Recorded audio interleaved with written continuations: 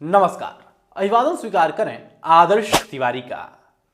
बिहार में चुनाव नीतीश कुमार को मुख्यमंत्री बनाए रखने के लिए होते हैं। ये बात आज फिर साबित हो रहा है। आज फिर वही दृश्य उभर आया है।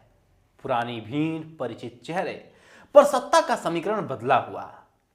शपथ ग्रहण की तैयारियों के बीच एक सवाल हवा में तैर रहा है। महाराष्ट्र फॉर्मूला आखिर यहां क्यों नहीं चला? जो महाराष्ट्र फॉर्मूला कयास लगाए जा रहे थे कि बिहार में भी फिट होगा, वो यहां आते आते फुस कैसे हो गया? बीजेपी के पास अधिक सीटें थीं, संगठन उनके पक्ष में था और रणनीति भी उनके पक्ष में थी। लेकिन तमाम कयासों के बावजूद मुख्यमंत्री की कुर्सी एक बार फिर नीतीश कुमार के पास ही लौटी है। कहते हैं राजनीतिक गिनतियों से कम और मनोविज्ञान से अधिक चलती है, और इस बार बिहार में यही मनोविज्ञान निर्णायक साबित हुआ। पटना में नई सरकार के शपथ ग्रहण की तैयारियां जोर शोर से चल रही हैं। स्पीकर और कुछ मंत्रालयों पर गठबंधन सहयोगियों की दावेदारी की खबरें भी आ रही हैं, और एनडीए नेताओं की तरफ से यह भी बताया जा रहा है कि सब ठीक चल रहा है। अगर कहीं कोई पेच नहीं फंसा तो सुलझा भी लिया जाएगा। बिहार चुनाव से बहुत पहले ही महाराष्ट्र फॉर्मूले की चर्चा होने लगी थी। ये चर्चा तब और तेज हो गई जब बीजेपी नेता अमित शाह ने बिहार में मुख्यमंत्री के नाम पर फैसला संसदीय बोर्ड में होने की बात कह दी। ये अमित शाह ही हैं जिन्होंने महाराष्ट्र चुनाव के दौरान एकनाथ शिंदे के सवाल पर कहा था, अभी तो हमारे मुख्यमंत्री एकनाथ शिंदे हैं, चुनाव के बाद हम सभी बैठकर विचार विमर्श करेंगे। महाराष्ट्र में चुनाव हुए और हुआ वही जो अमित शाह के बयान से संकेत मिले थे। एकनाथ शिंदे ने तमाम पैंतरे अपनाए, रूठ कर मुंबई से अपने इलाके में चले गए, लेकिन बीजेपी मुख्यमंत्री पद पर टस से मस नहीं हुई। और चुनाव नतीजों के हिसाब से देखें तो बिहार और महाराष्ट्र के रिजल्ट भी बिल्कुल अलग हैं। सवाल यह है कि जेडीयू से ज्यादा सीटें इस बार मिलने के बाद भी बीजेपी 2020 की तरह नीतीश कुमार को ही मुख्यमंत्री बनाने के लिए क्यों तैयार हुई? आइए समझने की कोशिश करते हैं बीजेपी की क्या मजबूरियां नजर आती हैं। पहला है, एनडीए में बीजेपी और जेडीयू के बीच सीटों का बंटवारा पहली बार 2025 में बराबरी का हुआ था।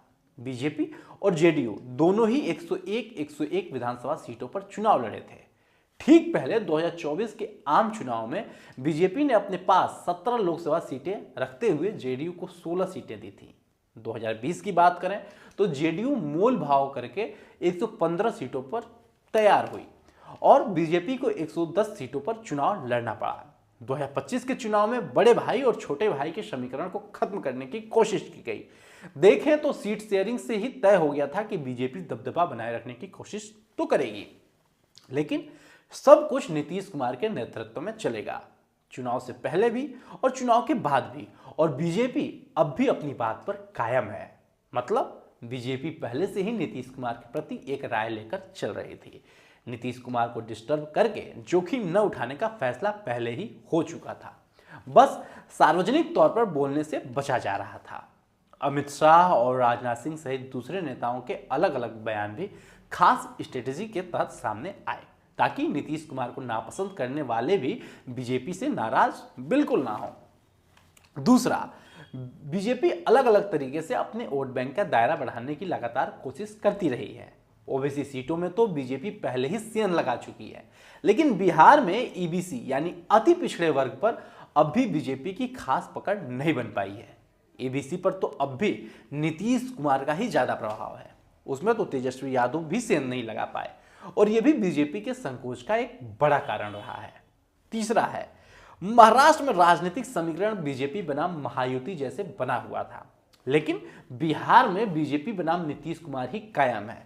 बिहार में बीजेपी की चिराग पासवान जैसी ही जरूरत महाराष्ट्र में अजीत पवार की है, लेकिन चुनाव से पहले अजीत पवार का समर्पण चिराग पासवान जैसा नहीं था। हाँ, चुनाव नतीजे आने के बाद बीजेपी के मुख्यमंत्री की बात करके अजीत पवार ने बीजेपी का साथ दिया और एकनाथ शिंदे कमजोर पड़ गए।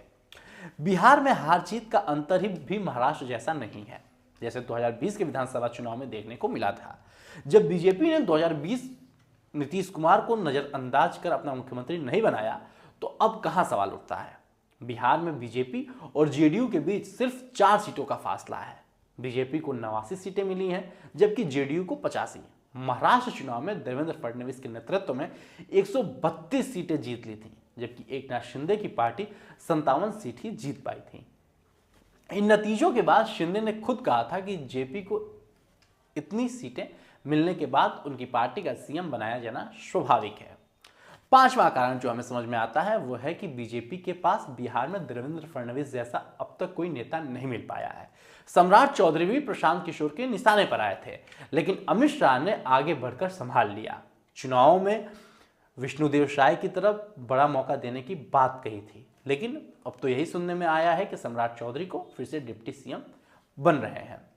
सम्राट चौधरी को डिप्टी सीएम बनाया जा रहा है। आगे भी तो चुनाव लड़ना है, अगले साल न सही उसके अगले साल बीजेपी को यूपी में भी तो चुनाव लड़ना ही है। ये बात अलग है कि सम्राट चौधरी को डिप्टी सीएम बनाकर बीजेपी प्रशांत किशोर को बवाल मचाने का मौका दे रही है। महाराष्ट्र में बीजेपी को अपने नाम पर वोट मिले थे, एकनाथ शिंदे के नाम पर नहीं। वो सिर्फ मराठा वोट साधने के टूल भर थे। बिहार में नीतीश कुमार के नाम पर वोट पड़ा है और बीजेपी को सहयोगी दल होने का भी फायदा मिला है। 10-10 हजार वाली स्कीम का उद्घाटन प्रधानमंत्री नरेंद्र मोदी ने किया, लेकिन नीतीश कुमार की कैबिनेट की मंजूरी पहले ही मिल चुकी थी और नीतीश कुमार की शराबबंदी सहित महिला केंद्रित योजनाओं की वजह से पहले से ही लोगों ने अपना मन नीतीश कुमार के लिए बना लिया था।